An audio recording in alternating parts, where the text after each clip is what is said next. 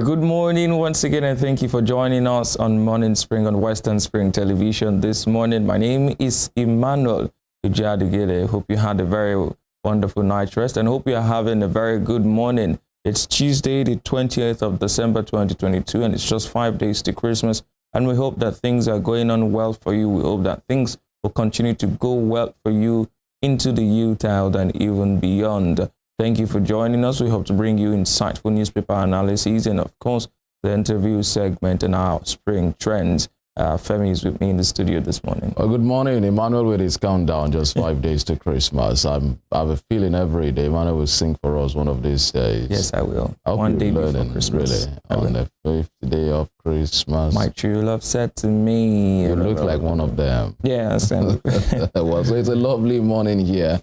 Thank you so much for starting your day with us again on Morning Spring on Western Spring Television, channel 190 on Star Times DTT, and also on YouTube, Western Spring Television, as well as all of our social media handles.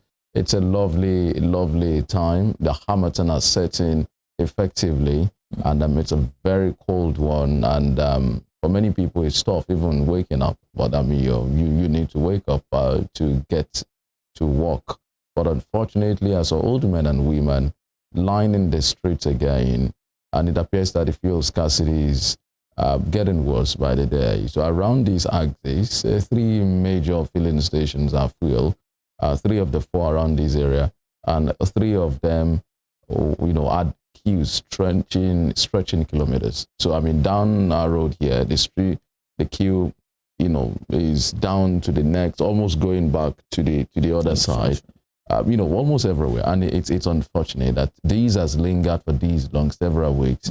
And we have continued in this manner, unable to find a lasting solutions to it. I dread people staying like this till Friday, till Sunday. I mean, so I wouldn't be surprised if I see people still queuing at filling stations. Those who queue are those who cannot afford to buy at that exorbitant rate. Those who still want to buy at the regular 180 naira, 190 naira per liter that some of the filling stations are selling. Well, it's unfortunate, and you wonder why we are unable as a people, as a nation, as a government to fix some of those minor things. And then we'll begin to talk about world-class infrastructure that we, so many things. But it's also disappointing, really, I feel for those people. Yeah, and it is despite promises by government, despite assurances, despite ultimatums and threats by government agencies, including the DSS, asking marketers to fix,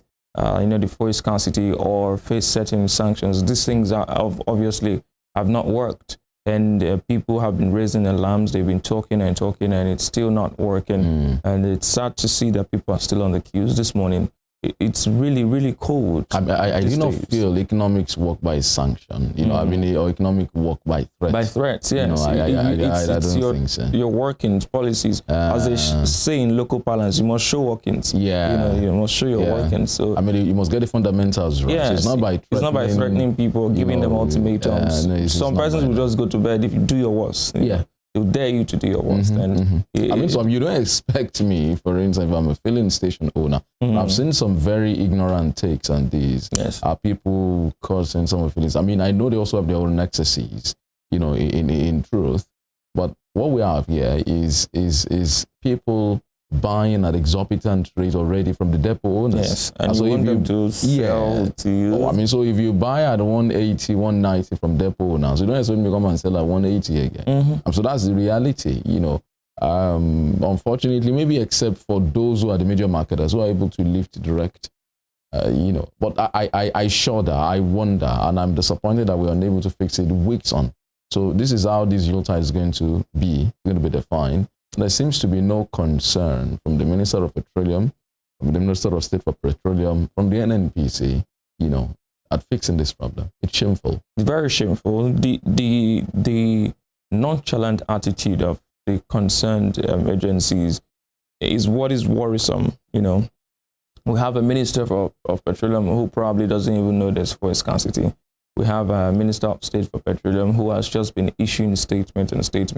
And then there's the NNPC GMD who said we have 34 days sufficiency. We've not even spent up to 20 days out of those 34 days, and there's nothing to show for it. I think that I strongly believe that the government is not just interested in solving the issue. If they were, they would. Any crisis that lingers beyond a day on a national scale, I mean, it shows that the federal government is really not just interested in doing it. They have other priorities that does not encapsulate the plight of the common man, and that is very, very disheartening. Seeing as the common man put them in power. Yeah. So let's take a break for when we come back, we'll be bringing you the newspapers.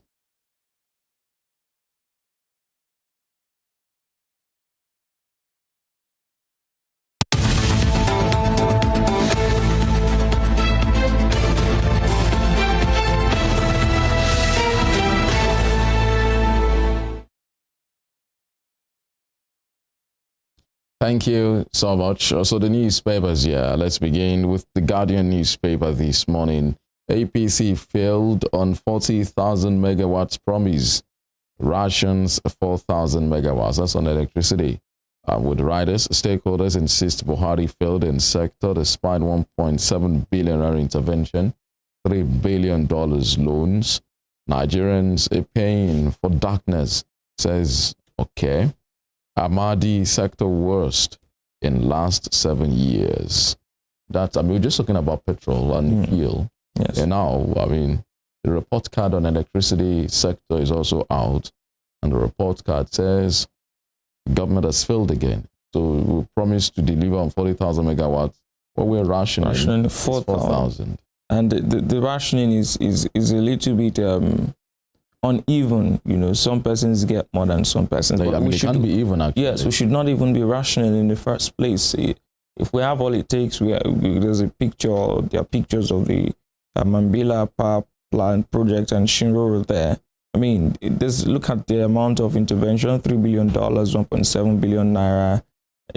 I don't know. I really don't know why, but there seems to be some sort of foot dragging when it comes to these issues: electricity, power, inflation. Almost like it's nobody's business as long as it doesn't affect them, which is actually terrible for the polity. I mean, very terrible. But I mean, for any country to attain, superpower economic status, you need to have a sound electricity, a sound power structure. And so we can, as a country at this point, be rationing 4,000 megawatts. A country of over 200 million people that wants to become an economic powerhouse, rationing 4,000 megawatts. I remember when during the U.S. invasion of Iraq, the U.S. military was using, at some point, over 100,000 megawatts of electricity to conduct its operations through contractors and what have you. I mean, that's an army. Yeah. So, I wonder what a country. So, I mean, with our population, with the kind of industrial areas that we have, if we get the electricity sector right, would, to a large extent, would have resolved some considerable part of our problems. And, some other things will fall in line because we get electricity right. But we seem, there was a time that we were talking about the $16 billion or naira that they said the PDP administration sent on power. Now we are, the board administration also coming 7 years on the line, not been able to achieve anything major. It's shameful and it's disappointing. Just below the nameplate above that story, again, terrorists kill 38 in southern Kaduna, so couple claims. Very unfortunate, people still dying in that part of the country in southern Kaduna. It's a very disappointing one. We should stress for them. Yes, it is, and that conflict has been on for quite some time now. I was reading up on it last night, and it's just sad that people are no longer safe. People cannot entrust their lives into the hands of the government that is elected to protect them.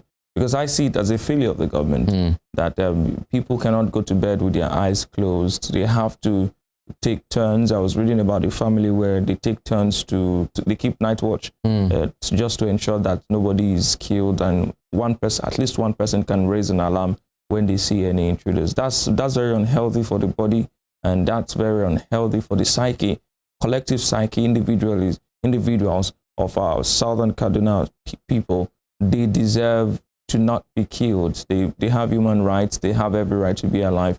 They have trust in the government, and the government should pay that trust forward by doing its job and ensuring that they are safe. It's not really cool seeing people, counting lives like you're counting ants that have been killed. It's a very sad story. It is a very sad story.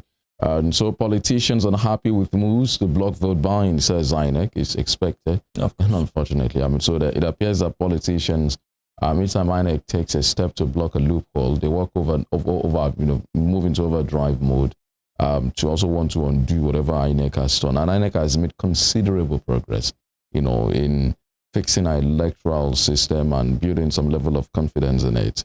Down the paper at the bottom strip, 240 million naira laundering. Okukwe jailed 2 years, released after paying 13 million naira fine. It's interesting. That's what we'll be focusing on this morning. We're talking to some lawyers.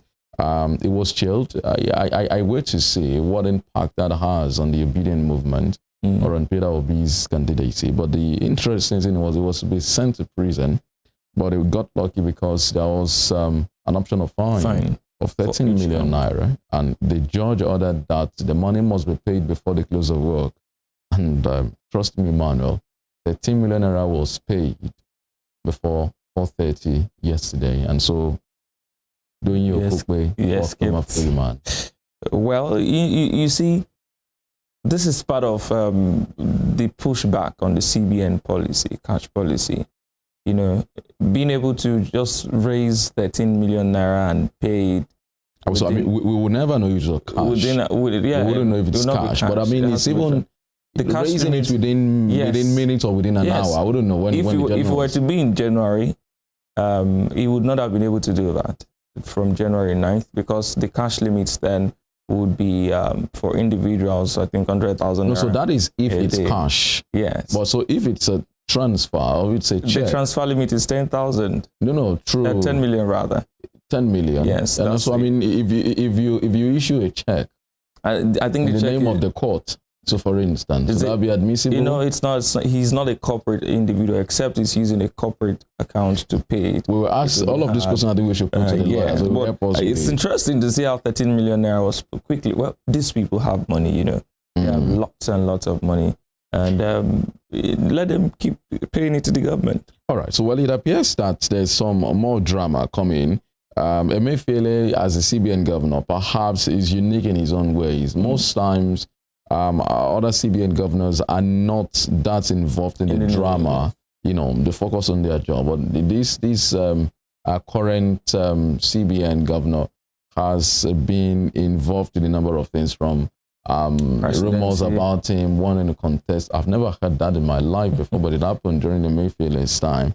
So terrorism sponsorship, lawyers, CSOs uncover plots to implicate Emefiele. And I saw another story elsewhere late last night. The DSS saying it won't be blackmailed. And it appears that the DSS is actually interested in filing charges against Emefiele. That will be a watershed. It will be the highest point of the drama that has defined the Nigerian socio-political sphere this year. A lot of things happened. Last year, Magu was in the news. The EFCC acting chairman at the time was in the news. And a lot of high-profile persons have been in the news this year too for corruption charges and a lot of other reasons. But the CBN governor, we hope it's just a plot and not. Well, I don't hope. Let justice run its course. It appears that there is some truth to this. Our Nigerians do. So in trying to push back, that's why we have all manner of groups and threatening brimstone and fire, protesting on the streets of Abuja, saying they should not touch the. If you check the names of the groups, I hope you find time to read the story.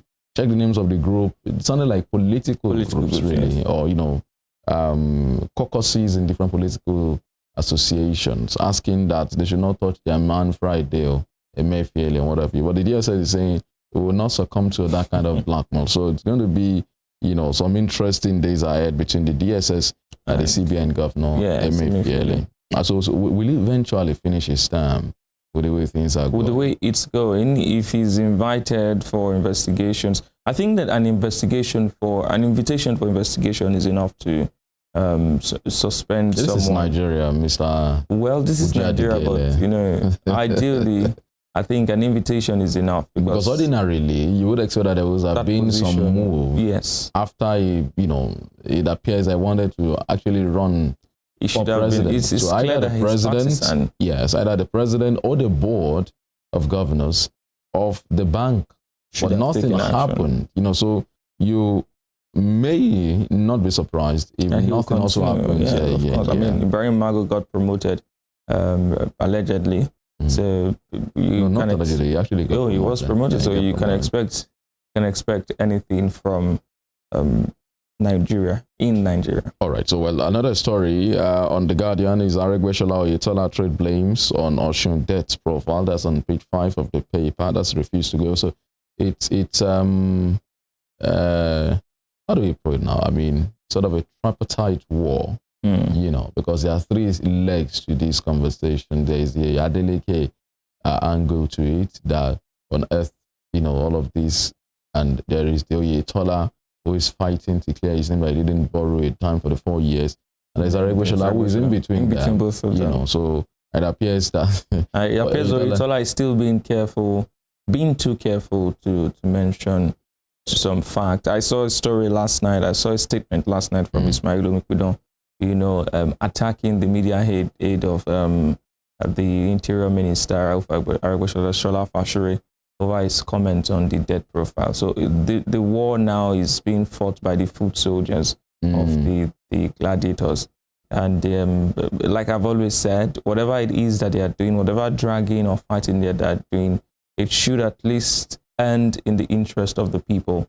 These debts, these issues should be given proper perspective and sorted out for the good of the people. That's just what it should be. They can settle, they can keep on having their personal differences, but when it comes to governance and the goodwill of the people, all of these issues have to be sorted out. It should be sorted out. It should, really. Oyetola seems to want to drag, treats foot soldiers, his aides, want to drag Aregbesola into the conversation. Adeleke seems very careful not to mention Aregbesola here. But Oyetola is saying, these debts you're talking about are incurred. But I've also heard Aregbesola's aide saying, all of those debts have been liquidated. But it's good that the conversation is happening because, we've, talked about the fact that we need to have an open process. Let's know, just like it's happening in Niger Delta when Wike, opened the can of worms. It's also happening here in Oshuna. So there are more politicians talking. In fact, it appears that it's in the interest of the people for politicians to have disagreements. Because when they have disagreements, that's when they spill they spill the beans. So maybe we need to see more of this in all our parts of the country as well. Alleged killings of Northerners in Southeast is false alarm. Political, says Ohanaeze Ndigbo. Wow. So if there's anything like that, it should stop. But it's good that Ohanaeze is saying it's political, that it's not real. But that's with the Guardian newspaper. Yes, away from the Guardian newspaper now to the Nation newspaper this morning. The banner headline is a political story. Workers to get better deal. Tinubu assures NLC, TUC. Ex-Lagos governor presents plans to union leaders. Labour gives APC candidate charter of demands. And that's, you can see the picture there and a quote from Tinubu's promise or conversation with the labor unions. Below that story, civil societies to EFCC shun politics. Woman disarms kidnappers. Free 3 hostages. That's quite an interesting one to see her do that on her own. Above the banner headline, federal government earns 1.4 trillion naira from VAT CIT. And Ramaphosa re-elected ANC leader. That's on the foreign scene in South Africa. And just below the nameplate, petrol scarcity persists as motorists groan. Still talking about the fuel scarcity on page 28 there. Obi's campaign DG jailed 2 years for money laundering. Conviction as a rider can't stop me, says Obi. You can read more on that story on page 25. And above the nameplate, how we will stop vote buying by IG and the INEC.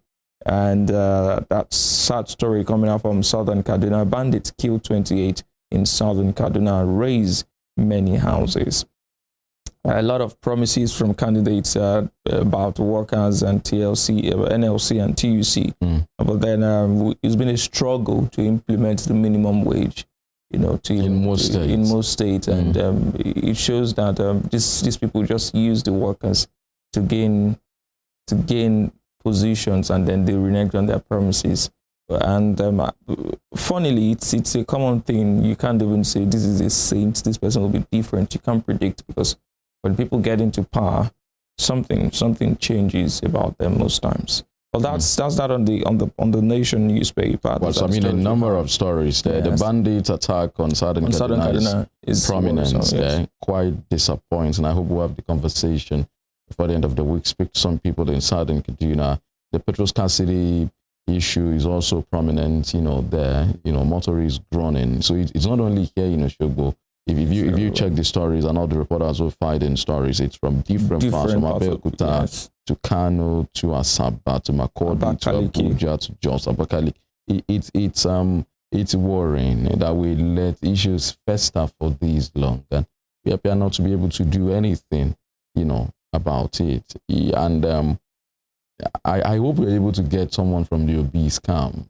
We'll wait to see the kind of impact the conviction of his campaign DG, because whether he was jailed eventually or not, he's been convicted. He's been convicted. Yeah, I guess that's that for the Nation. Yes, of course. Thanks. Okay, so let's move to the Punch newspaper now. And the banner headline on the Punch newspaper is "Rising Attacks, Vote Buying Threaten Polls. INEC cries out. Rising attacks, vote buying, threaten polls. INEC cries out. Commission says violence may mar election, prevents presidential poll winner from emerging. Electoral body plans supplementary budget to replace destroyed buildings, equipment orders. IG EFCC boss warn politicians against inducement, and survey puts 33 states on vote buying watch list. Kukuma put the entire 36 states and Abuja. Yes, quite a number of writers there. I like that INEC has been crying out now, so that in February, when no winner emerges, nobody will say it's political.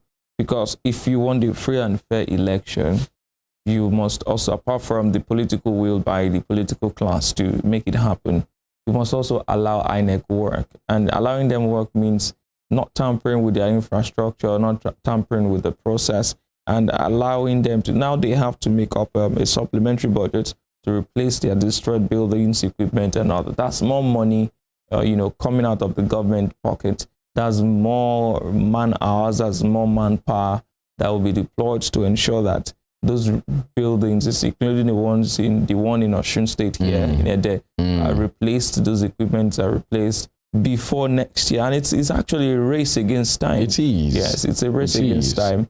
And it's time that we stopped threatening INEC. It's time we stopped trying to sabotage INEC. And then vote buying is something that was introduced prominently into the electoral process that has come to stay, but has to be rooted out. It has to be rooted out. All right, so quickly now, let's rush through the other headlines above the nameplate. Court stops Emefiele's arrest. Groups back CBN governor. So it's gotten to the court. Yes. So I'm sure the DSS also will want to vacate that court order. Yes. So it promises to be some fireworks, ahead. Naira redesign will affect poor Nigerians, SMEs. That's from the World Bank. And FG begins 11 power project, plans 3,750 megawatt generation. So if that is successful, hopefully, adding to the 4,000 that we're rationing at the moment, that's less than 8,000. Okay. And we were promised 40,000. Besides the nameplate, Air Force battles Zamfara terrorists, 50 bandits, soldiers killed. May God bless the soul of our gallant forces. And the picture on the front page of the Punch is about Doni Okupe in court, speaking with his lawyers, in a very pensive mood. perhaps that was when they were planning about how to get the money. So money laundering, Okukwe pays 13 million naira, escapes 2-year jail. I'm sure some people will say that that was lenient, in that there was an option of fine, for him, and he was able, so he won't spend not even a night in jail. Okay, the bottom strip. Protesters, Lagos policemen enforcing ban, kill motorcyclists. Police brutality all over again. Yeah, and so I mean, whatever these issues are, it's important that laws have human face, and the enforcement also do have human faces. My husband confessed to oral sex with niece, a doctor's wife. And FG plans 2.4 billion naira rehab centers for repentant terrorists. Well, the issue of repentant terrorists is a conundrum that has really affected a lot of persons and has raised a lot of questions. Repentant terrorists, do they really get repentant? Are they really repentant, or they've just been caught? Those are questions. But spending that amount to rehabilitate them when we have prisoners who also need rehabilitation, mental evaluation, people who need to have their psyche checked, people who need to be put through a lot of psychotherapy. You need those people to let the terrorists who have killed people answer for their crimes. I am not a fan of rehabilitation or reintegration. I mean, it's a very divisive issue. Yes, very divisive. For those who've lost their lives in the hands of those terrorists, I'm sure they want justice, not maybe not rehabilitation. But others will also argue that you need to find a way of reintegrating them back into the society. Okay, so the final paper will be Daily Trust. Just rush through that. Daily Trust bringing our guest this morning. Very quickly, Daily Trust, the banner headlines: scores of bandits, 13 soldiers killed in Zamfara Bauchi clashes, dozens of Zamfara villagers killed in airstrikes, crossfire, 3 military vehicles burnt, NAF confirms drill, mom on collateral damage, gunmen killed 28, burnt houses in southern Kaduna attack, a lot of security issues there. Below the nameplate, female hunters joint fight against bandits in Taraba. 2023 polls, political parties accuse governors of sabotage. Arms deal, Okukwe convicted, pays 13 million naira fine, and hit by cash crunch just below at the bottom strip. Ghana suspends foreign debt payment. Scots killed as canoe conveying traders capsizes in Kogi. Abuja train accident, level crossing used by victim illegal, as from the NRC. In Kano PDP governorship tussle, Abacha, Wali, Bello, no faith Thursday. That's on page 11 of the Daily Trust newspaper this morning. So, so that's all with the papers. We'll take a break now, and when we return, we'll bring in our guests on the program and some legal issues I'll be focusing on. Starting with the Doyin Okukwe issue, how it came about, and then how he was able also to escape jail, and also we'll be looking at the face-off between the EFCC. We heard something yesterday about the Kogi State, one senior lawyer saying that the EFCC does not have powers to probe the state finances. Yes. I remember there's been an issue like that between Rivers or your state and the EFCC before, so we'll be looking at the legal dynamics of all of that, but that'll be after this break.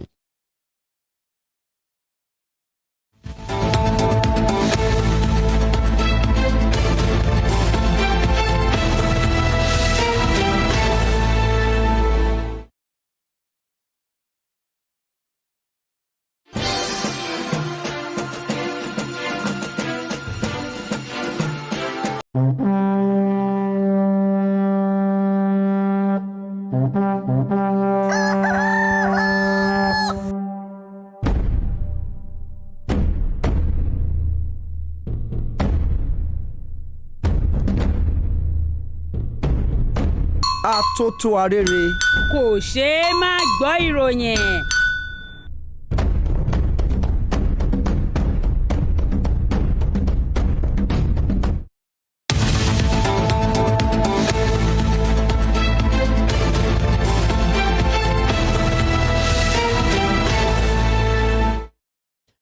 Thank you so much for staying with us. It's on to Morning Spring, and it's coming to you from Western Spring Television. We are live on Star Times channel 190 on the DTT platform, and you can also watch us live on our YouTube channel, Western Spring Television. All of our social media handles are active across all of the different platforms. Is at Western Spring Television, except for Twitter, where you see us at WSTV_NG.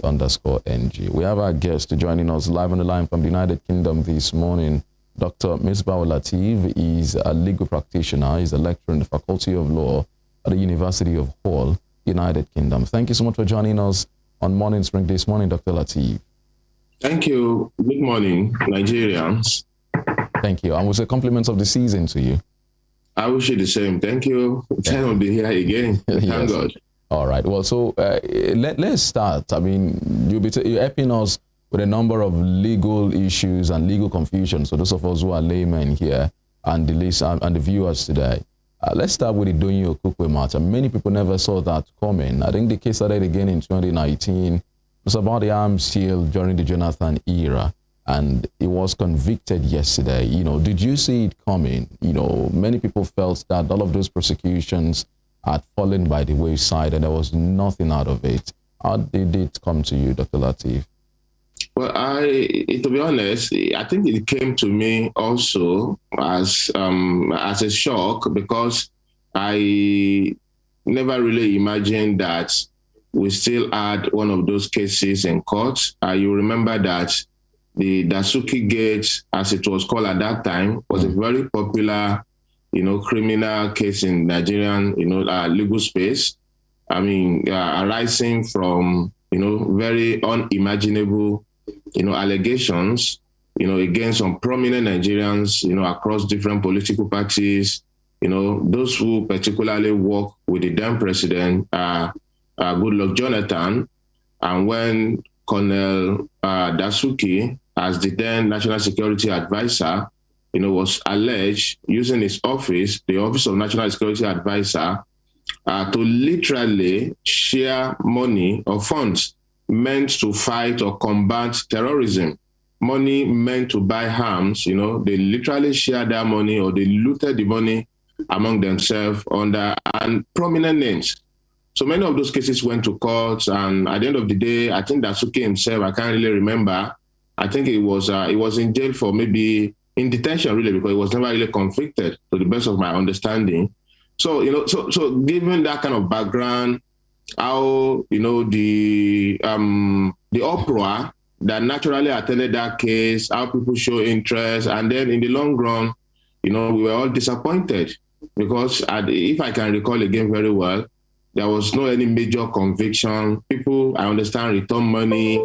Some people got a pat on the wrist, and so I didn't expect that there was one of such case, still in court, and particularly as affecting Dr. Doyin Okupe, who has since taken up another, big political role in the current dispensation. So when the case came, or when the judgment came rather, I was really, a bit surprised, but then I think it's a good development, because despite what I've said, I mean, the challenge in the system, every win, deserves to be celebrated, however little it is. For me, it is still a step in the right direction. So even though as I do that, I will be very, very cautious. I mean, I won't be too excited, because this is the first layer in the stage of the prosecution. The matter will still go to the Court of Appeal and then the Supreme Court. And we've seen what our court have done in the recent time. So it is really commendable on the one hand, and then on the other hand, I mean, the excitement should just be tempered, because in our society, unfortunately, anything goes. Anything can still happen at the higher court. And even the conviction yesterday and the sentencing, for me, well, I've not read the judgment. I would not really understand the rationale. But then, like I said earlier, it's just a pat on the wrist. I mean, it wasn't something really substantial. I mean, if somebody was charged, with 59 count charge of looting up to 702 million naira, and then with two companies, I must say, he was charged alongside two companies, and then all he could get at the end of the day, was just where the court decided that he actually violated only, I think Section 2 of the Money Laundering Act 2011. I mean, the repeal Money Laundering Act, where the court said it took some cash, above the threshold allowed under that law. Because under that law, you cannot, accept or receive, cash in excess of 5 million naira for an individual and then 10 million naira for your company. When you do that without going through a financial institution like a bank and other institution, you will have committed a wrong under that law. So essentially, the court did not actually convict him he was convicted, let me clarify that, but he was not really convicted for breach of trust. He wasn't really convicted for corruption. He wasn't really convicted for, I would say, money laundering per se. He was convicted for receiving cash in excess of, it does not really matter anyway. A conviction in law is a conviction. But I'm saying, if you look at the whole mix, you will realize that it wasn't really, something as substantial as one would have expected. I think our court have not really been doing enough, to give this type of cases, the kind of, I would say, rigor and maybe judicial activism, if you like, that they deserve. So we're not really setting deterrence. We're not really setting examples. So I think people tend to get away so easily, than you will find another sinner climb, as we put it. But like I said, well, it is still a win and it is still worthy of, celebrating, even though with caution. So that's it. Well, so part of the questions on my own mind is as to if the person at the center of it all, Sambo Dasuki, was not eventually convicted. I'm wondering why Okukpe had to be convicted. Well, Fabi, you are right. You see, in the categorization of offenders, in criminal jurisdiction, you have what we call principal offenders, and then you have participant criminal, and then all layers and all sorts. But the point is that sometimes, it depends on the kind of evidence put before the court. So the fact that a principal offender was not convicted for a crime or has not been found guilty or even has not been charged does not mean that where other people who, may have participated in that crime, where they are brought to court and evidence are marshaled against them. So it does not really matter that, they cannot be convicted. So the conviction of people, who are participated in crime does not necessarily, depend on the conviction of the principal offender. If the principal offender dies, for example, does that mean that the crime died with him? The answer is no. So, but then it is still part of, the challenge that I talked about earlier, that when eventually, even the Dasuki himself, who was I would say the person at the center of it all, if you look at, remember how the case went about, he was in detention for quite, some years. And then there was a lot of back and forth between court, rigmarole. So it would seem to me that in the long run, there was some maybe political settlement at some point. Some people felt, okay, this man has suffered enough, let us allow him to go home. So when you look at things, in that broad, canvas, then you begin to wonder whether we are truly very serious people and whether the government is actually truly serious, in combating corruption. So, and then there are quite many other people too who refunded money. People in the media, your profession, and then people, particularly the political elite. So people were charged. Some, I think settled for plea bargaining. Some simply refunded money, and then so they were largely in the PDP. Then, if you ask me, permit me to say that. And of course, I remember we see some element of them who have also since moved to the current APC government. So the same political elite, people who have been accused of taking this part of our money meant to combat corruption. People literally, they share this money among themselves in millions, hundreds of millions. So basically, the fact that Dasuki was not convicted, I'm trying to emphasize that, does not really mean that Dr. Okukpe or anyone else could not have been convicted. So they do not really, it depends on the charge against individual and then the circumstances of the criminal prosecution. All right. So looking at the EFCC statement now, the EFCC tweeted yesterday that Doyin Okukpe had been convicted on counts 34 to 59. That's 15 counts now, or 25 counts, sorry.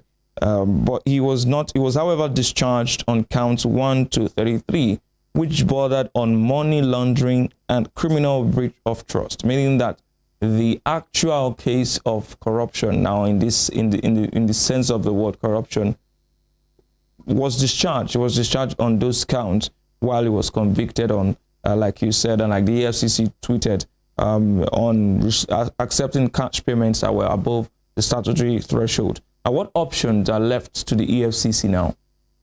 Well, on the other aspect of the charge, I mean, those counts where he was not convicted, well, the EFCC, according to law, can still appeal against, those aspects. And even the one where he has been convicted, if the EFCC feels, for example, that the court should not have given him an option of fine, which in any case is still a conviction.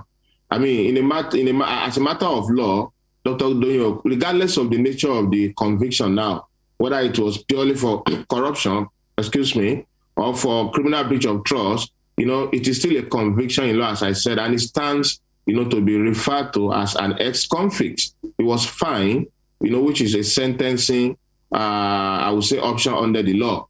But the point is that the EFCC can still, may well decide to appeal against the other aspects, and then even the one where he was convicted. They may actually argue that they thought the court should have done better. But like I said earlier, the court discharging him on those critical aspects of the charge, which I consider the meat of the matter, again speaks to the challenge in our system, our approach to combating this, menace of corrupt practices. And then whether we are really ready or not, I mean, that's another question entirely. So it doesn't seem to me that we're actually a very serious people or country. And I don't think the judiciary, as I said earlier, is doing enough. So hopefully the EFCC will appeal this. But then even at that, what assurances do you have that the appeal court will not actually even struck down the one where he has been convicted? I mean, we have seen cases that really raise our hope, only for them to get to the higher court and then they got shut down. I'm not insinuating anything really. I'm just saying perhaps we are not doing enough. And I think maybe we really need to redefine, our philosophy or the desire to really fight this serious challenge in our society. I mean, people literally stealing money, and then at the end of the day, after some, judicial abracadabra, if you permit me, and then they get off the hook and things just continue as usual. They're talking about doing enough now. In cases like this and other cases, what would you like to see in the judicial system that can really speak to some of these issues if people are not being convicted now, as it were, for the meat of their charges? Because the EFCC said that the trial court held that the EFCC successfully established its case against Okupe, and the only evidence that was placed, that the evidence before it established that the defendant had in the discharge of his duties accepted cash and all of that without recourse to a financial institution. What would you like to see now in the judicial system? I would say, without necessarily, I would say I would expect more judicial activism. And what that really means is that we expect a court that will be more proactive, a court that will attend to these cases, realizing the philosophy or the idea behind the establishment, for example, of the EFCC Act, and then also looking at the entire mix of what corruption has done to our society. So when people go to court and then they don't seem to be given, the kind of sufficient sentencing that you would expect. I mean, imagine that somebody stole a goat in the market and then he was sentenced to 10 years imprisonment or sometimes 5 years, and then another person stole 702 million naira. So if the court has come to a conclusion, for example, that Dr. Okupe actually received money in excess, as the court has done in this case, then you would imagine that the kind of sentencing that will accompany such a conviction, should be something that will not really be lenient as giving someone an option of fine. Of course, the courts have powers to do some of these things. Sometimes, they can actually convict and sentence to term of imprisonment, or they can even fine or combine both. So the court have that discretion. But I'm saying that discretion could also be exercised, in a sterner way or even more strongly than we have seen. So where you have a judicial system that is truly proactive, that is truly, and proactive, and is desirous of combating this menace, you would expect that the kind of punishment that come out, particularly after conviction have been secure, will be stronger than what we experience now. So that's the kind of thing I look forward to. I want to really see that. We have seen Governor Dariye, for people who have gone to prison, and Governor Tanko Iyami, and quite a number of people have been convicted successfully, and they have served time and all of that. So we want to really see more of that, and that is what I expect, really. For the benefit of our viewers all around the world, could you enlighten people what a conviction, what are the implications of a conviction for someone like Dr. Okupe? Okay, when someone is actually, once someone has gone through, I would say, the due process of law, he has been charged in a criminal proceeding, he has been tried in the sense that the prosecution has called witnesses against him, he has also made his own defense and all of that. So the court will come to a conclusion to determine whether the person was guilty or not. So where the court has found an accused person or a defendant guilty, that is a conviction. Now, then after conviction, the court will proceed to the next stage, which we call sentencing. Then the court will determine the kind of punishment that will accompany that conviction. Now, when a person is convicted, as Dr. Okupe has been convicted now, and he has also been sentenced, the implication is that he's an ex-convict.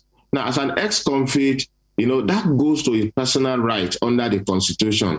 Of course, as I speak now, the only one that will seem to affect him to fight for an office is if he has been found, guilty of bankruptcy by a court, and that is not the case at this time. So, but then when you consider I would say one of the implications is that it is a dent on his image, of course. It has rubbished him and the people that are around him. And I think that is, if you ask me, something no human being of a good conscience, would really want to cope with. So basically, it affects and limits people's rights. But at this time, it doesn't really affect his political rights. He will live a normal life, except that the blemish, will continue to go with him as an ex-convict. It does not mean that he can actually seek he has not been convicted, for example, for embezzlement or even for corruption. So those are the ones that the Constitution has specifically identified, that if a person was an undischarged bankrupt, or has been found guilty of embezzlement or corruption in the public space and all of that, he may not really be able to fight for political office. But in this case, well, there is no limit. Where if any government desire to appoint him, they can still do that if they are willing to carry the kind of shame that should ordinarily accompany, having that kind of person work in the government. But as I said, it limits, it's a blemish on the integrity. Sorry, anybody who has been convicted, really, I do not really want to associate any integrity with them. So, but it's a blemish on his person, on his reputation, so those are the kind of limits that you want to really consider now. So, and there isn't really more, if you ask me. Well, so it's interesting. So you're saying with the conviction, Dr. Okupe can still run for any office, including highest office in the land? Yes, because the Constitution specifically, I would say, specify the kind of conviction that may bar a person from seeking an elective office. And one of them is if you are an undischarged, bankrupt, somebody who has been found guilty of bankruptcy and then he remain undischarged, or somebody who has been indicted, for embezzlement of public fund and all of that. And you will agree with me that the conviction of Dr. Okupe at this time was basically, according to court, that he received cash, in excess of what the law stipulated. So that is not really corruption, if you ask me. It's a conviction. I want to be very careful now, so that viewers will not take this to mean that, Dr. Okupe was not actually found guilty. No, he was found guilty, and he has been convicted, and he has been sentenced. That he didn't serve a term of prison or that he has opted to pay fine does not remove anything from the fact that he's an ex-convict, and he is an ex-convict. However, the conviction at this time does not bar him, according to law, from seeking an elective or public office. And if anybody is, shameless enough to give him a position, I think they are at liberty to do that. Well, so I mean, it's interesting. Many people feel that whatever conviction you'll not be able to do, but it's good that you So clarifying that for us. It's not just bankruptcy, embezzlement, and all of that. So those are the kind of conviction that limit people's political rights under the Constitution. All right. So I'm also wondering, and you'll be able to help us. What's the difference between one? He was convicted under the Money Laundering Act. So how does this not qualify for corruption? Well, okay. You see, the EFCC has a very broad power under Section 46 of the EFCC Act, and they can bring criminal charges that are not purely economic or financial in nature, if you ask me. Now, you agree with me that, part of the counts in the charge, were also issue of corruption and all of that. But the court, in its own wisdom, has not really found him guilty of corrupt practice, if you ask me. So basically, what has happened here is that there is a law which we call the Money Laundering Act of 2011, because it was actually convicted under that old law. And then we have a 2022 version of that law. Now we actually repeal the 2011 Act. And I want to say that if he had been convicted under the 2022 Money Laundering Prohibition and Prevention Act, he will have actually been entitled to serve more years than the lenient 2 years or even the fine of. So, but the point is that a conviction under that law is simply a conviction under Money Laundering Act. You may not necessarily want to call it corruption. I don't know if this distinction is so fine or is exactly fine or clear, but the point is that the court at this instance has not really convicted him of corruption, to be honest. The court has not convicted him of money laundering, if you ask me. The court has only found him guilty of an offense under Money Laundering Act. And that offense is that he received cash in excess of what the law permits. The excess for an individual under Section 2 of the Money Laundering Act 2011 is 5 million naira, and then 10 million naira for a corporate organization. So you cannot receive cash, in excess of that from anyone. You have to go through bank.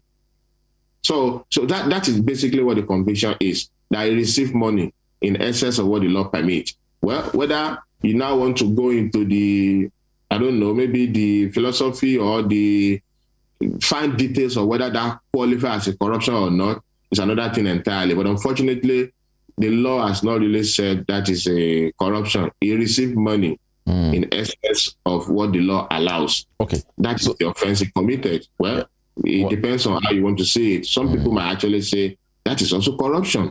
And seriously, I would actually say it is corruption. But that's not what the law says. So, I mean, the judge also refrained from making any custodial order, but he said that the convict is a property of the state. And Ms. Ojukwu, the judge, gave Mr. Okukwe till 4:30 p.m.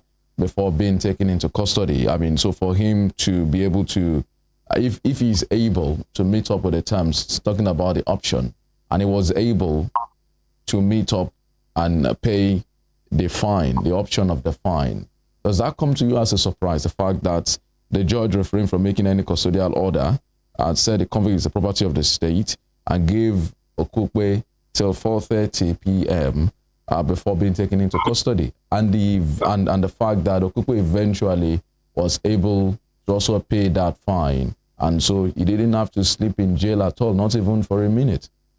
Okay, well, I don't really understand what you mean by custodial, but I'm going to clarify something. I think it all depends on the context. So in this case, I would argue, for example, that the court did make a custodial order in the sense that it could have been taken to custody, which is the prison or the correctional facility now, if he had not met, that other alternative. So in this case, the court made a custodial order of imprisonment for 2 years and then an alternative of paying fine of 13 million naira. So he fulfilled that. So the fact that the court suspended, the time maybe for commencement of him being taken to the custody, which is the correctional facility at this time, does not really mean that order was not made. So he exercised his right to pay fine. And for me, really, I think that satisfies that is also, in a way, a due compliance with law. So he was able to pay the fine within time. And then if he hadn't paid the money, he could have been taken to the custody. As simple as that. So there is nothing untoward about that at all? Well, the untoward thing is that, again, if somebody was charged of receiving, even if it is just 1 million naira, in that same country, our country, we have seen people who committed, I would say, petty theft, stealing, and then they were sentenced to 5 years and more and all of that. And somebody received money in excess of 5 million naira. Remember, the total fund in that charge was 702 million naira, but I wouldn't know specifically what aspect of the received fund, the court calculated, to arrive at him receiving excess. But whatever it is, we can easily guess that he must have received more than 5 million naira. Okay? Now, if you receive more than 5 million, and then all you could give him is to serve a term of 2 years or pay 30 million naira.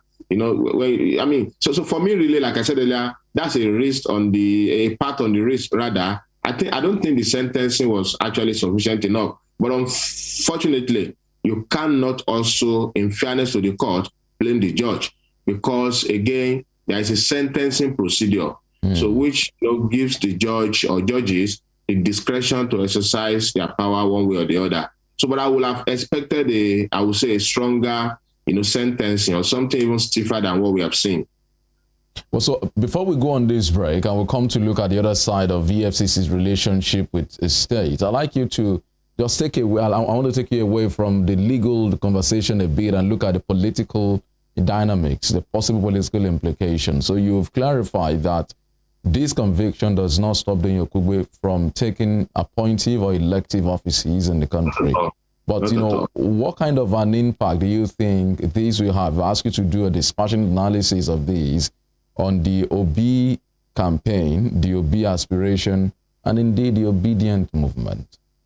Well, the Obedient movement, purport themselves to be a new dawn or maybe a different political movement. They claim to be different from the hegemony that currently exists in the Nigerian political space. But the truth is that the more they try to run away from their shadow, the more the shadow keep tracking or following them. So the point is, politicians in Nigeria, they largely belong to the same breed. So you will have the element of rogue politician in all the political parties. And if you ask me, Dr. Donyin Okupe, who has moved from PDP, remember the same Dr. Donyin Okupe has had issue, of contract scam, with the government of Benue State and I think Enugu State sometime in the past and all of that. So, the same criminal element that you would accuse of being in one political party or the other, they're also in this labor movement. So for me, really, this is a very big dent. So when you are the Director General of a campaign group or campaign council of a particular political party, and then you have been convicted in this manner, it is a dent on the entire campaign group and even the movement. And I hope they will seize this momentum to shake off this particular dent, which in a way has rubbish, their purports or their claim, to being different. So you have seen that politicians, whether in the APC or the PDP or even the Labour Party and other party, they are largely the same, particularly in Nigeria, where you can actually point at politicians who have crisscrossed, each and all of these parties. So for me, really, it is just one of those things in the Nigerian political system. And again, it is a dent, a very big one, on the Obedient movement and even Mr. Peter Obi himself. He will probably, like I wrote somewhere yesterday, the first presidential candidate, to have an ex-convict, and that is what or who Dr. Donyin Okupe is now. So Mr. Peter Obi is the first presidential candidate to have an ex-convict as his Director General of his campaign council. So that's a very big minus, to their movement. But does Donyin Okupe have the option of appealing this conviction? Yes, he has the option of appealing up to the Supreme Court. Despite paying the option of fine? Yeah, he has paid, the fact that he paid the option of fine does not disentitle him from exercising his right of appeal. He has simply paid that money so that he will not go to prison. And it's the same thing. If he had gone to prison, from the prison or from the correctional facility, he can still exercise his right of appeal up to the Supreme Court. Okay. So he has to have the term first. and then he will appeal from there. So I'm not mistaken. So by paying that fine, he has served the term, and then he can still appeal. So the case is similar to that of Chief Olabode George, who was actually spending time in prison, then also appealed before, his conviction was upturned. Exactly. And eventually the Supreme Court actually, acquitted and discharged Dr. Chief Olabode George. So this is why I said earlier that even as I became excited, I've also advised myself, to moderate my excitement or to temper my excitement, because anything can happen, as we say in Nigeria. Wow. All right, so let's take a short break, Dr. Lateef, and we like to seek your indulgence to stay with us. So when we return, we'll be talking about the EFCC and relationship with the state. Some senior lawyers got into the conversation yesterday about Kogi versus EFCC and how, if the EFCC really has the powers to investigate the finances of the subnationals, or if it can only do that for the federal agencies and for the federal government. You help us to, shed light on that aspect of our law when we return after this break. Okay, that's fine.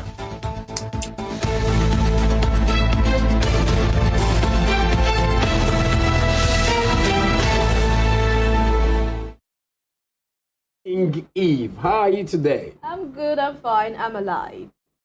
I really feel like she's not giving the right answer to the question. When one asks you, how are you? And you said, you're saying, I'm alive. It's very annoying, seriously.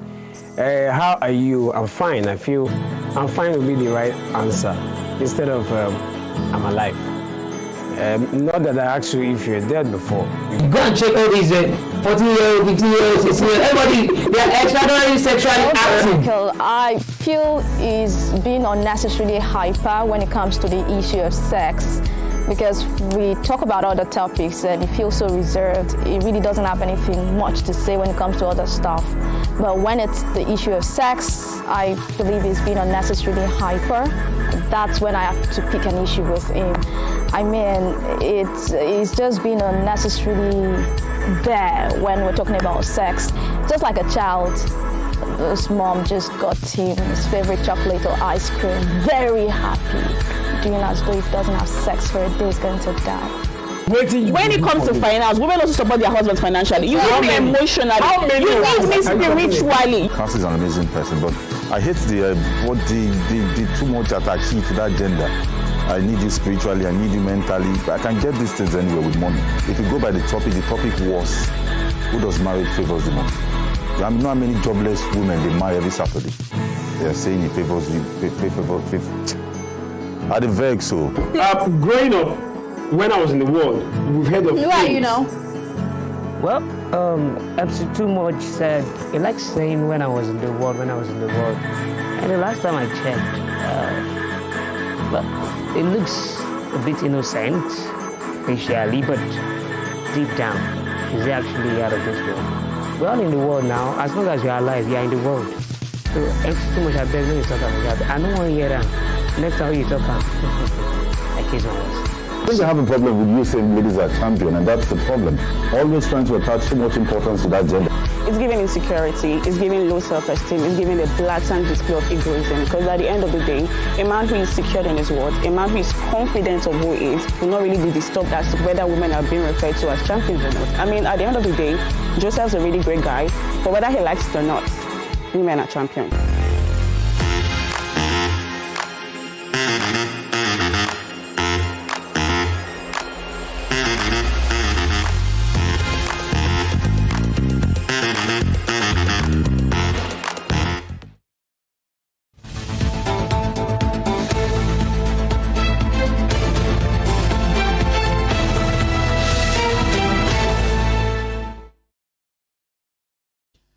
All right, thank you so much for staying with us. We see on to Morning Spring on Western Spring Television, where we say is as it is. We see have with us Dr. Misbah Lateef, a lecturer, Faculty of Law, University of Hull, United Kingdom.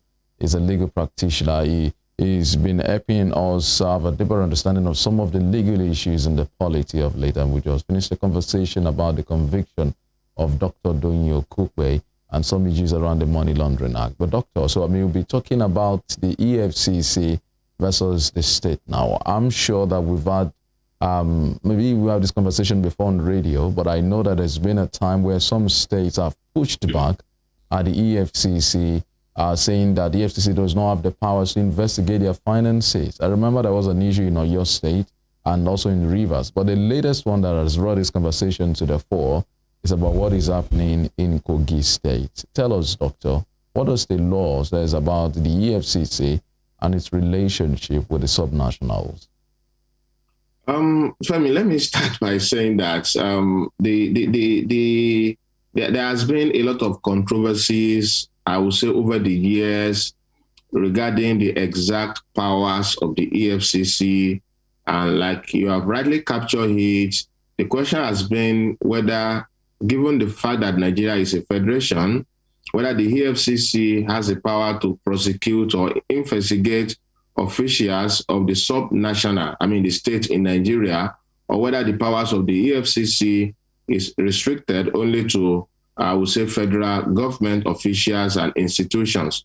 Now, these issues or controversies have been on and on, and I can recall that I think the first major attack on these powers of the EFCC happened sometime in 2007 under the former governor of Rivers State, Dr. Peter Odili, when at that time Justice Ibrahim Buba of the Federal High Court sitting in Port Harcourt decided that following the principle of federalism and separation of power, that the EFCC, under the EFCC Act of 2004, does not have power to investigate or prosecute officials of state government. So what happened in that case really was that the Rivers State government challenged the EFCC. The EFCC wanted to investigate the officials of the state, and then they wanted to go into some arrests and all of that. Then that was the first time, and then it was thought that, well, the EFCC does not really have power. So there has been controversy here and there. Then in 2018, if I remember again, Justice Taiwo of the Federal High Court sitting in Ado-Ekiti, ruled in the same version by saying that, following what Justice Ibrahim Buba of the Federal High Court in Port Harcourt did in 2007, by saying that the EFCC had no power to investigate or to prosecute officials of the state and all of that. Then that was in January 2018. Then in December 2018, the Federal High Court, the same Federal High Court, now Justice Dingba of the Federal High Court in Abuja had an opportunity in a case also filed by the Benue State government, where they also challenged the powers of the EFCC. Now, the instructive thing about the judgment of Justice Dingba is that he actually reviewed the cases in Ekiti, which I mentioned earlier. He also reviewed the cases in Rivers State. And then he came to the conclusion that he would disagree with his learned brothers, from Ekiti and Rivers State. And then he concluded that the powers of the EFCC, as given under Section 6, 7, 36, and even 46 of the EFCC Act, are not restricted by geographical location. So according to him, he said the principle of separation of power or federalism, which the previous courts, had followed, does not in any way limit the powers of the EFCC. So these are really been the back and forth controversies as to whether the EFCC had power or not. So for me, really, if you ask me, yes, the powers of the EFCC are very, very broad. Broad in the sense that, according to Section 46 of the EFCC Act, EFCC has the power to investigate all manners of economic and financial crime. And this has even been expanded to include narcotic, card fraud, internet fraud, even counterfeiting and all of that. So because of this broadness of the power, people tend to think that the EFCC is too powerful. And then there has been, if you ask me, calculated efforts or attempts to undermine or to whittle down the powers of the EFCC. So most people who have said the EFCC does not have the power to investigate or prosecute officials of state, I think they have relied on those two earlier Federal High Court judgments. And then there are also those on the other side, like I've said, who have said, well, according to Justice Dingba, which, if you ask me, was the latest in that case. At least from the Federal High Court, the EFCC does have power. But the question is, what have the higher courts done on this? And this is where I think we may want to settle the issue. Now, the Supreme Court has also had the opportunity to pronounce on the limit or otherwise of the power of the EFCC. And that opportunity came in a case filed in 2020, and which was decided, I think, in December 2021. So that was case of Dr. Nwodike, a senior advocate of Nigeria and the Federal Republic of Nigeria. So what happened in that case was that a senior advocate was convicted by the High Court of Lagos State, under the criminal law of Lagos State, for attempting to pervert, the course of justice. He was found to have maybe interfered with the judicial process and all of that. And then the matter went to Court of Appeal. The Court of Appeal also upheld, his conviction by the High Court of Lagos State. So the matter eventually got to Supreme Court in 2020. Then in 2021, December, the Supreme Court had opportunity to now examine the powers of the EFCC. And the court decided on two important points, which I think for me has settled, the issue of powers of the EFCC. So in the first instance, the Supreme Court said the power of EFCC under Section 7, under Section 6 rather, Section 7, Section 13, Section 46 and all of that is so broad that the EFCC truly has the powers to prosecute not only offenses under the Act, but also offenses under other criminal or penal laws enacted by the state. So given that Supreme Court pronouncement, I think the issue of whether the EFCC powers is limited to federal government official or federal institution has been settled. On the other hand, the Supreme Court also decided that, however, the power of the EFCC is not a power at large, such that the EFCC can prosecute all manners of crime, that the specific crime that the EFCC may prosecute or investigate must be of financial or economic in nature. So in the long run, the court actually discharged and acquitted the senior advocate in that case. Okay? But the court did not discharge him by saying that the EFCC does not have powers to investigate or prosecute, across the state in Nigeria. No. So this is where I think the misunderstanding came from.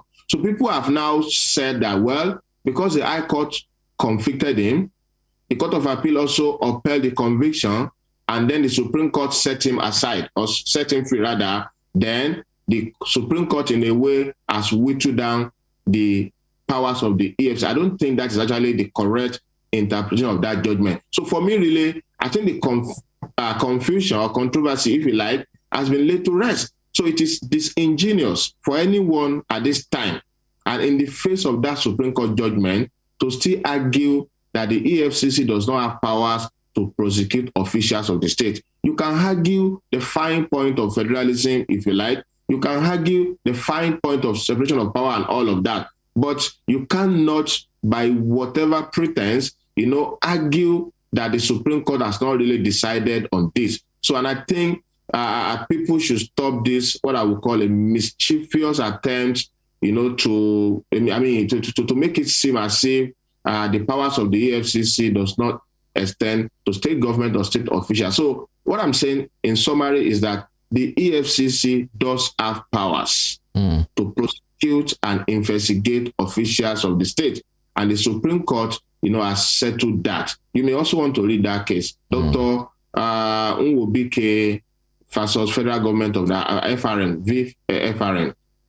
Okay, so one of the arguments put forward by Olisa Gbakoba was that Section 46 of the EFCC Act narrowed down the functions of the EFCC, and he stressed that if the EFCC must expand its functions, it must inform the National Assembly. He also said that it is only the ICPC and the state assemblies that have the responsibility to probe state expenditure. Thus, the EFCC now have that power to probe state expenditure. And where is the place of the ICPC in all of this? Well, I'm not sure exactly if that is what the Landed 6 said, but regardless, the point is that Section 46 does not actually restrict the powers of the EFCC. In fact, Section 46 which is the interpretation provision of that act, has been the source of major controversies. Because if you look at that provisions, it covers all manners of crime that you can imagine: narcotic, fraud, card fraud, money trafficking, even trafficking, bunkering, and all of that. Some people have said that the EFCC cannot have so much power. But the point is, I think the powers of the EFCC to investigate officials of state has been settled. This is not, however, to say that the powers of the state houses of assembly have been taken away from them. In fact, in the Federal High Court judgment of Rivers State and Ekiti that I referred to earlier, what those judges actually decided was that the powers to investigate or to even go into inquiry or to report and indict lie with the House of Assembly of the state based on Section 25 to 29 of the Constitution, which gives the House of Assembly the powers, to call, to inquire into the finances of the state. However, where the EFCC has stepped in, that for me, and as a matter of law, and as Supreme Court has also decided, is a limit on the powers of the State of Assembly. It doesn't stop the State of Assembly from doing their own. But what we're saying is that given what we call, the doctrine of covering the field, there is a federal enactment, a federal law, which is the EFCC Act of 2004. So where the EFCC has stepped in, then you cannot argue that the EFCC cannot exercise that power. However, the State of Assembly, of course, they have the power, they can do all of that. So then on the ICPC,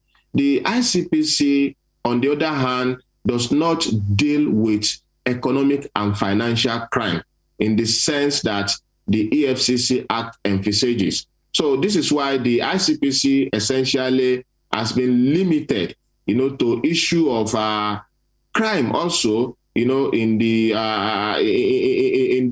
bureaucracies of government, as opposed to the strictly sense issue of financial crime. I don't know if that makes sense. Well, so the part of what Solisa Agbakoba, that comment was actually what generated lots of controversy with many groups. It says Sage weighing in, many people disagreeing with him. Well, a few others also supporting him. But he said something that was, it got me worried also. That we should put that to you. A part of what he said at that meeting on Sunday was that, and I quote, "Is it their business how Kogi spends their money? Even if it's their business, is it their lawful business to make that inquiry?"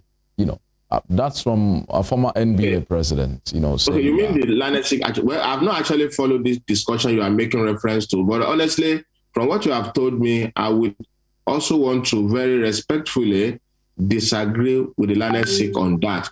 I would disagree because of all that I've said earlier, which is, first, the Supreme Court has actually pronounced on this. So it is actually, I would say, disingenuous, with due respect, to say that is it the duty or business of the EFCC to inquire into how a state spend their money? The point is that the EFCC Act is a federal law. Every federal statute, they apply to all states of the federation. And like I said earlier, where a state has legislated upon an issue, and then you also have a federal government, or a federal statute rather, the law, which is very basic, is that the federal statute will prevail. So in this case, we have criminal laws of the state.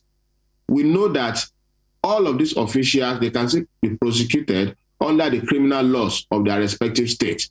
However, you also have a federal law, which is the EFCC Act, which is more comprehensive and may well also extend to this state. So where the EFCC decide to exercise that power, then there is nothing anybody can do about it. And I'm actually surprised again that this is attributed to the Lanesik, because in that case of Nwobike, the Supreme Court actually specifically dwelt on this point.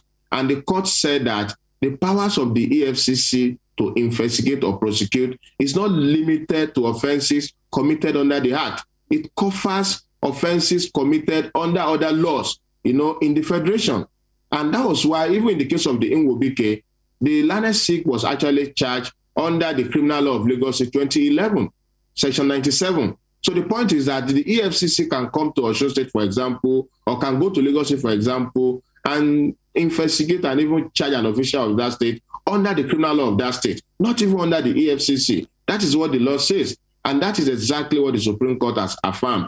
So I'm really surprised that anyone at this stage, would actually say it is not the business of the EFCC. Can we also say it is not the business of INEC to conduct elections, all over the federation or something like that? The point is that, yes, we operate a federal system of government which devolves some power to the state. But these powers are also limited. They are limited by powers of the federal government.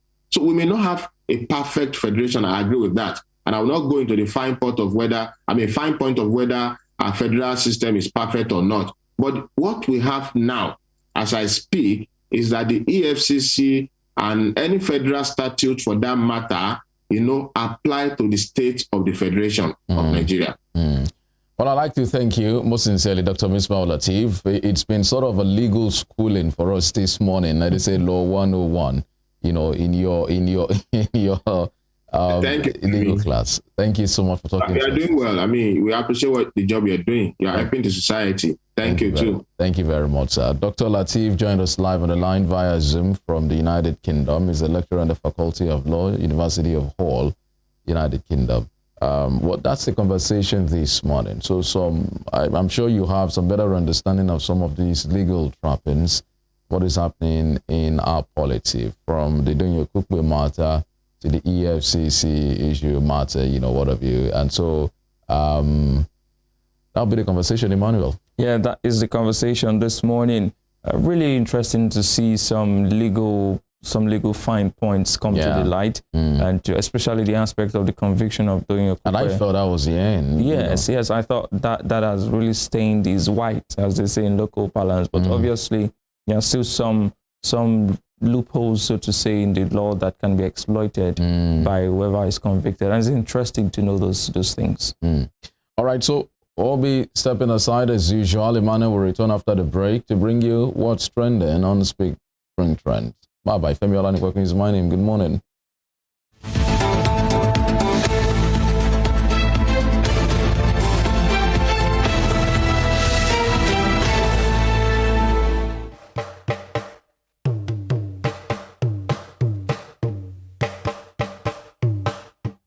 Èdè Yorùbá jẹ́ ọ̀kan lára àwọn èdè tí wọ́n ń sọ ní agbègbè Niger Congo. Èdè Yorùbá gbajúgbajà ní àwọn orílẹ̀-èdè tó ń bẹ ní ẹkùn ìwọ̀ oòrùn ilẹ̀ adúláwọ̀. Ó kéré tán, àwọn ènìyàn bíi mílíọ̀nù 14 ló ń sọ èdè Yorùbá lónìí. Ètò akọ́mọlédè ló ń dé sójú ìwòran yín láti iléeṣẹ́ móhùnmáwòrán WSTV ìkànnì 150 channel 190 lórí StarTimes. Folúṣọ́ Ayaolúwagbémiga, ìyá ìjọ pèdèpèdè, ìyá akọ́mọlédè ló kọ tèmi. Yorùbá dùn púpọ̀, Yorùbá ò lè kú, Yorùbá ò lè parun. Tiwa làṣà, tiwa lèdè, tiwa nìṣẹ̀ṣe, akọ́mọlédè.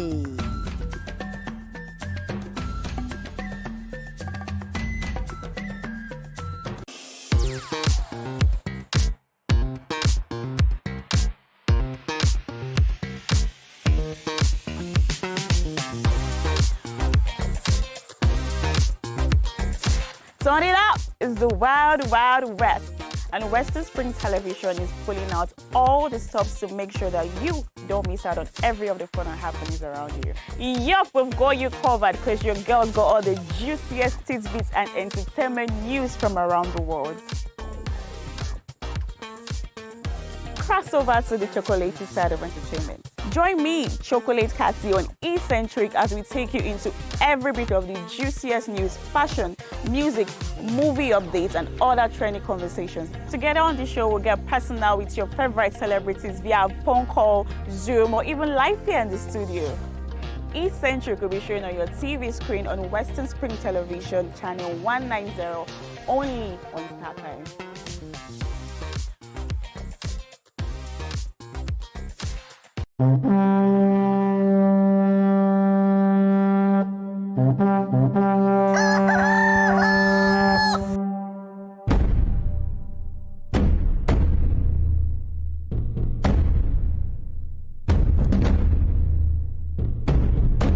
Atótó arére. Kò ṣeé má gbọ́ ìròyìn.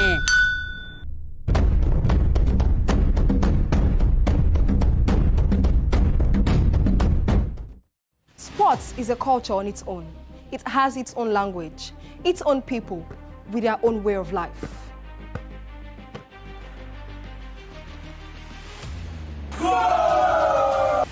The world of sports is never void of actions, stories, dramas, and scandals. I guess you need a sports show that can walk the walk and talk the talk. On this show, we answer all your sporting questions.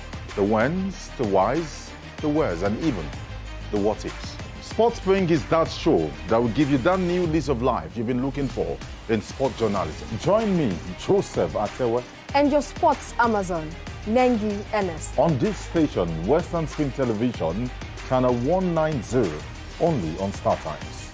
Let's talk sports. Let's speak the most universal language of the world.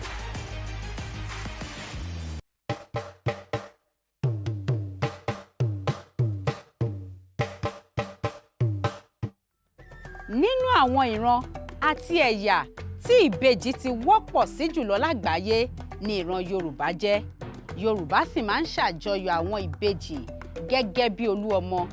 Pàápàá nínú àwọn ìpèdè tó ń ṣe àfihàn oríkì ìbejì, ẹ ó máa gbọ́ wíníwíní lójú orogún, èjìwọ̀rọ̀ lójú ìyá ẹ̀, ọ̀bẹ kì í ṣe bẹ́ kìṣà, ó bẹ́ sílé alákìísà, ó sa alákìísà donígba aṣọ, àfijù ọmọ tí gbàdọ̀bálẹ̀ bàbá, ọ̀kan bá bí èjì ló wọlé tọ̀ mí wá. Yorùbá nígbàgbọ́ wípé orúkọ ẹni nìjánu ẹni, bẹ́ẹ̀ ni wọ́n sì gbàgbọ́ pé orúkọ ọmọ a máa ru ọmọ.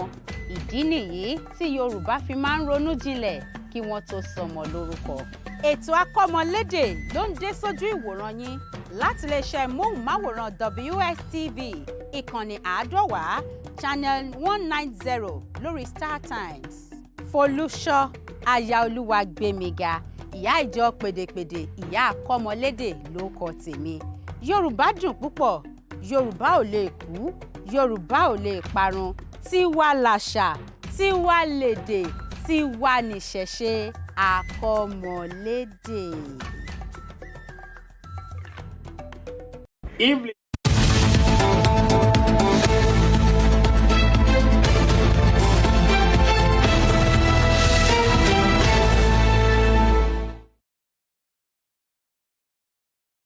We wish you a Merry Christmas, we wish you a Merry Christmas. Hello, good morning, and welcome to Spring Trends on Western Spring Television. This morning, Tuesday, December 20th, 2022, 5 days to Christmas. My name is Emmanuel Ujadigele. Thank you so much for joining us on the show this morning. Now, if you've been following Spring Trends, we bring you what is trending, who is trending, why they are trending, and what people are saying about the who, the what, and the why. Remember to follow us on all our social media platforms. On Facebook and Instagram, it is Western Spring Television. And on Twitter, it is at WSTV_NG. On YouTube, it is at Western Spring Television. Remember to subscribe to our channel when you find us there on YouTube. Now, we'll start this morning on the political scene.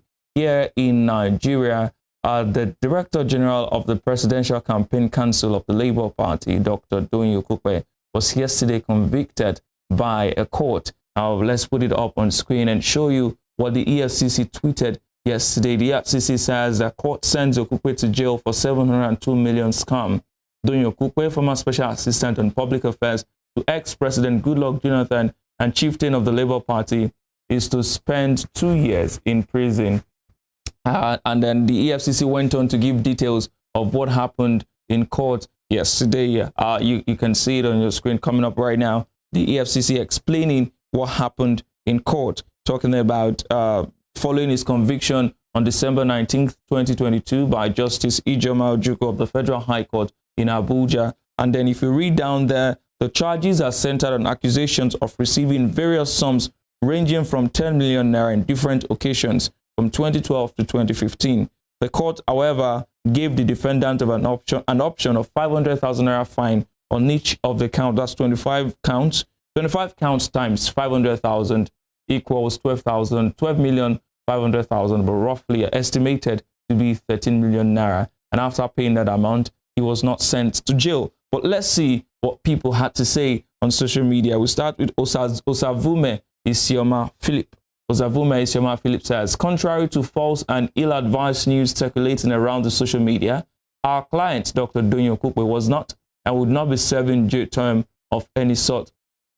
And that's because before 4:30, before the close of work yesterday, Dr. Okupe was able to pay the 13 million naira fine that was also added to his sentencing. The next comment is from Chidume. Chidume has a picture of the bullion bands there and says, at the speed of light, the court investigates and convicts Doyin Okupe for money laundering. In the same country, we have people like Tinubu and co walking freely. They are fighting in their last battle. Nothing is stopping Peter Obi and New Nigeria from coming. But we have the next comment from Lord Justice. Lord Justice says, oh my God, they came hard for Peter Obi, searched anywhere they could find. They could, but man was wiped clean. So they went for Doyin Okupe. For 8 years of Buhari government, this issue has been there, and no court convicted him of money laundering until now. Guys, this only proves Peter Obi is coming. And from Lord Justice, we'll move on to Daniel Rega. Daniel Rega says, Doyin Okupe has been sentenced to prison for money laundering. The federal government acted quickly, but is yet to prosecute members of the APC and PDP who committed similar crimes reportedly. Insane. If the Nigerian justice system is functioning, 99.99% of Nigerian politicians will be in prison. And this is from Esteem. Esteem says, an unbroken and unbowed Uncle Doyin Okupe, the man who dared, rattled, and strangled the old establishment with his bare hands, a proper man. Now, away from Doyin Okupe's controversial issue there, being sentenced, we move on to Southern Kaduna. In Southern Kaduna yesterday, the Punch newspaper reported that 28 persons were killed in a fresh attack on Sunday night. And that's a very sad story. People went to bed after going to church, and then they came back only to be killed in their homes. There were 28 people who were killed in separate attacks in that community. There are two communities in Kaura local government area of Kaduna State. Now we take our comment on those issues, on that issue rather. The first comment there is from Indi Kato. Indi Kato says, it is Christmas season again, and they have resumed brutal killing in Southern Kaduna. Kagoro is my mother's village. This is so heartbreaking. They are killing our people. They are erasing us. The next comments is from, the next two comments are from Blackbird. Blackbird says, your loss is our loss. Please arm and defend yourselves. Raise a formidable vigilante for the time being. There are many ex-soldiers from Southern Kaduna, and Square Circle says they've been strategically relegated from being able to defend themselves, from the village chief to the emir, from the emir to the commissioner of police, from the commissioner of police to the state governor, from the state governor to the IGP. And the next comment is from Sam Cross. It says, this is the same governor that security questions were delegated to. Remember, at Chatham House, Asiwaju Bola Ahmed Tinubu delegated issues on national insecurity and security. The governor of Kaduna State, Nasir El-Rufai. 2023 is personal, I beg. It is. Stop laughing with those still supporting APC to retain power, no matter how close you are to them. Where next now? Next comment is from Mazili. Mazili says, state policing, local government fiscal autonomy is a must for the next administration. This will be paradigm shift to drastic development in Nigeria when you have local government areas with very huge landmass population, but no police officer at all. This institutes anarchy. That's a debate that's been on for a very long time. State policing, local government fiscal policy. Now, away from that, we move on to the United Kingdom. Now, yesterday, the United Kingdom passed a law that will allow it send back all immigrants to Rwanda. All Rwandan immigrants, you can see there, one of the members of parliament, the Minister of Foreign Affairs, Suella Braverman, says, our groundbreaking migration partnership with Rwanda will provide individuals relocated with support to build new lives there while disrupting the business model of people, smuggling gangs, putting lives at risk through dangerous and illegal small boat crossings. We have always maintained that this policy is lawful, and today the High Court has upheld this. That was yesterday. I am committed to making the partnership work.